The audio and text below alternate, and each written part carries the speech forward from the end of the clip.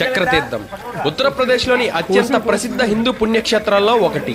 ఇక్కడ ఏకకాలంలో 8,000 మంది ఋషులు దేవుణ్ణి ఆరాధించి తపస్సు చేసిన ప్రదేశమని నమ్ముతారు. నైమిషారణ్యంకు వచ్చిన భక్తులంతా మొట్టమొదటిగా గోమతి నదిలో స్నానం చేసి దగ్గరలో ఉన్న బాలాజీ టెంపుల్, హనుమాన్ టెంపుల్, లలితాదేవి శక్తిపీఠం, వ్యాసపీఠం అలా చూడవలసిన చాలా ప్రదేశాలను దర్శించుకొని వెళుతుంటారు.